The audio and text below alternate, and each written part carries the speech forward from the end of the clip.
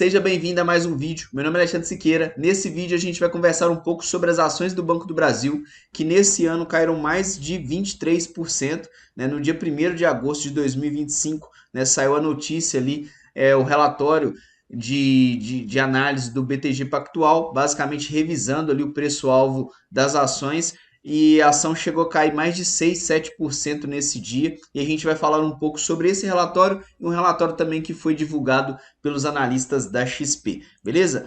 Basicamente, pessoal, eles revisaram que o preço-alvo para R$ 24,00, né, do Banco do Brasil, em um cenário aqui de neutro. Eles acreditam que o banco ainda vai ter um cenário desafiador no segundo trimestre de 2025, né, reportando ali 5 bilhões de lucro, né? No ano passado o banco estava próximo ali a 9 bi por trimestre, e aí basicamente esse relatório vem com a estimativa de 5 bi, que é uma redução considerável frente ao ano de 2024. Mas quando a gente pega aqui os indicadores de valuation, como ROI, PVP, PL, Dividend Yield, no ano de 2024 o banco fechou muito bem, né? Um ROI de 21%, um PVP de 0,7%, um PL de 3,7%, um dividend yield de 11%, ou seja, uma empresa, né, na parte contábil aqui bem redonda, né?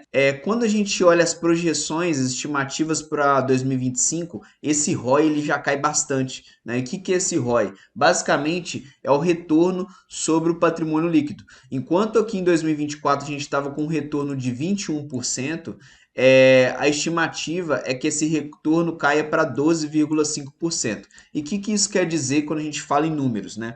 O patrimônio líquido do Banco do Brasil, pessoal, hoje está em 174 bilhões. Então, em 174 bilhões, quando a gente projeta aquele ROI de dezembro de 2024, né, que aqui era 21,4%, a gente está falando do banco, né, ter um lucro ali de 37 bi, que foi o que aconteceu no ano passado.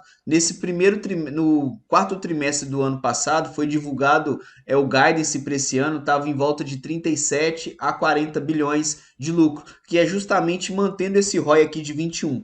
Esse ROI ele é muito interessante porque basicamente a gente mantém um lucro por ação alto, né? Ou seja, um dividend yield ali interessante também para o investidor, o nível de pagamento, né? Dividendo por ação também interessante para o investidor.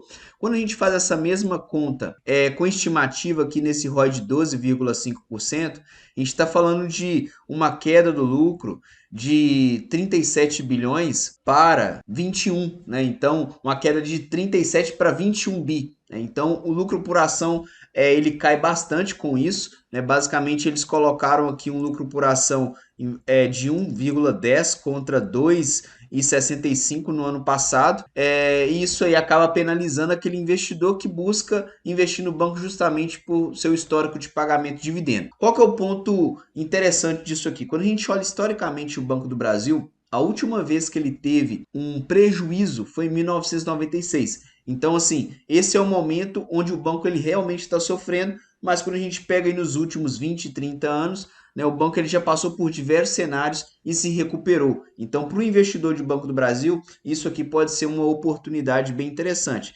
E aí, quando a gente continua olhando aqui o resultado deles, né, o que está mostrando esse resultado? 2024 para 2025 o cenário piora, ou seja, o ROI reduz de 21 para 12%, mas de 2025 para os próximos anos, a estimativa é que esse cenário melhore. Né? Então a gente sai de um ROI de 12,5 para um cenário de 14,2 e depois de 14,2 para um cenário, né, de 15%, que acaba a gente retornando, isso aqui acaba refletindo no preço da ação, porque aqui a gente está falando de lucratividade e preço acompanha lucro, beleza?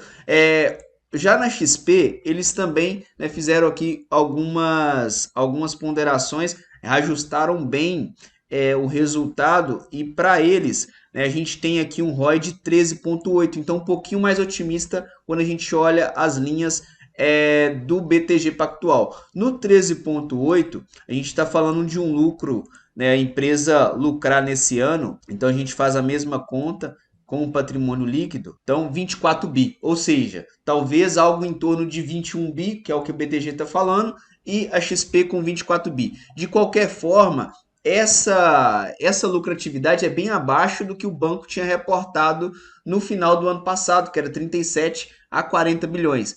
Ninguém no mercado estava esperando por isso, tá? Se estivesse esperando, a ação já tinha caído anteriormente. E o que é o interessante do mercado? Esses relatórios, pessoal, eles vão sendo divulgados e o pessoal vai fazendo conta, né? Vai sondando ali, basicamente, até o consenso do mercado acima do que a gente olhou aqui, e isso já vai refletindo no preço.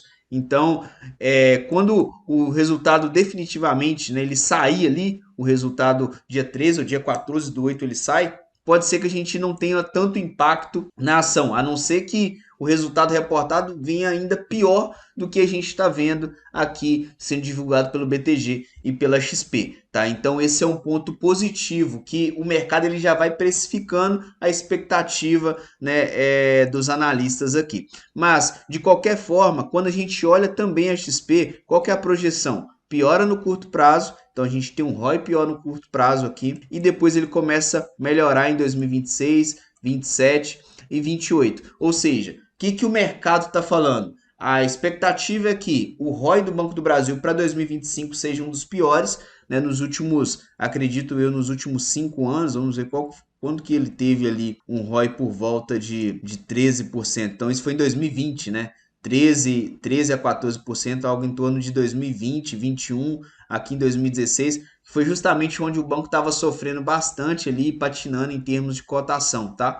Porém, ele melhora no longo prazo. E o que está impactando isso, esse relatório, né, tanto o relatório da XP quanto aqui divulgado pelo BTG, é bem interessante esses dois relatórios, é justamente a questão do agro, né? Então, eles comentam aqui que algumas razões apontam pelos desafios estruturais do segmento do Banco do Brasil, né? O Banco do Brasil ter deixado de ser um dos principais, o principal banco de alguns produtores, é o que empurra para o fim da fila da prioridade de pagamento. A gente sabe que o que impactou o Banco do Brasil no primeiro trimestre foi a inadimplência, e o mercado está acreditando que essa inadimplência tende a crescer no segundo trimestre, por isso que ele faz o comentário aqui empurrando para o final da fila. O segundo ponto, né, os segundos relatos do mercado, o BB utiliza a armazenagem terceirizada para os grãos dados como garantia, o que enfraquece sua posição em caso de execuções colaterais, que é a questão de garantia ali no momento daquele produtor rural, né, tomar um crédito. Aqui eles continuam, né, falando um pouco da lei que permitiu que os produtores recorressem à recuperação judicial impedindo a execução de hipotecas, né? E toda essa questão aqui, ela gira em torno do agro, que é o que vem impactando o Banco do Brasil. Ou seja, né, pessoal, o que era aí uma fortaleza do Banco do Brasil acaba se tornando aí o calcanhar de Aquiles, tá bom?